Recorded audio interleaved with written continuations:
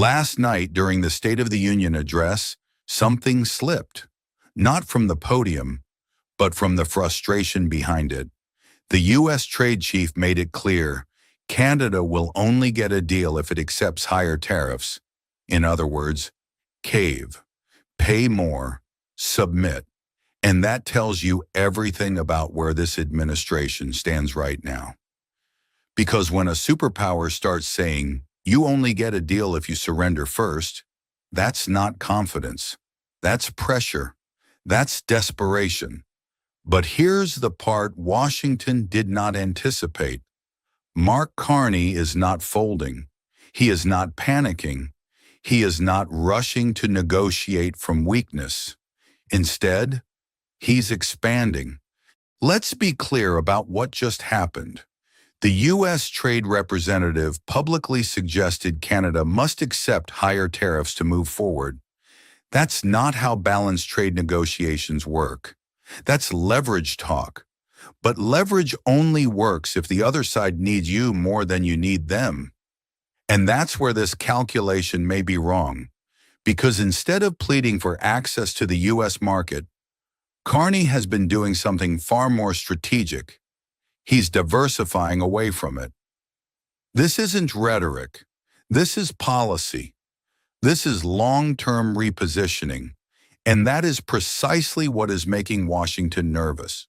He suggested that if Canada is going to get some kind of deal with the United States, that Canada needs to be prepared to accept a higher tariff rate, and that Canada work with the United States so that jobs from outside of the United States can return to the U.S. Have a listen. When we go to other countries and we make a deal with them, the other countries, they agree that we can have a tariff on them, that we can have a protective tariff to protect our industries as we try to reshore, and they open their markets to us. If Canada wants to agree that we can have some level of higher tariff on them while they open up their markets to us and things like dairy and other things, then that's a helpful conversation. We have very open lines of communication. We'll keep talking. Donald Trump thrives on leverage. His negotiation style has always relied on asymmetry. Pressure the smaller partner, force concessions, dominate the terms. But that strategy collapses if the smaller partner builds alternatives. If Canada can redirect exports, if Canada can secure markets elsewhere, if Canada can absorb the shock, then tariff threats become blunt instruments, and blunt instruments don't scare disciplined leaders.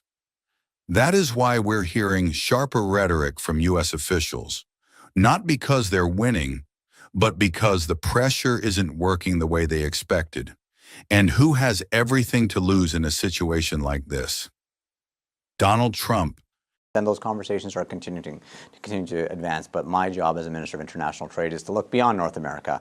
And so trade diversification, our goal of hitting $300 billion of non-U.S. exports, additional non-U.S. exports, is very, very important. And that's why this trade that's coming up, this trade trip that's coming up, is very, very important in terms of unlocking opportunities for workers. Now, this is where the story shifts from trade policy to leadership. Because look around the world. When Washington applied tariff pressure, what happened? Some leaders rushed to secure exemptions. Some accepted temporary adjustments. Some quietly absorbed the tariffs. Some made symbolic statements and then moved on. But Carney didn't absorb. He didn't stall. He didn't posture. He acted. And that distinction is everything. While others reacted to Trump's pressure cycle, Carney broke the cycle entirely. Instead of arguing about the tariff percentage, he changed the equation. He refused to negotiate from fear. He refused to validate the premise that Canada must accept higher tariffs just to sit at the table. And that's why this moment is bigger than Canada.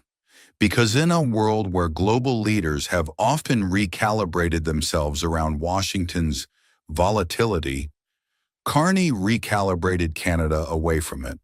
That is not defiance for the sake of defiance. That is structural independence.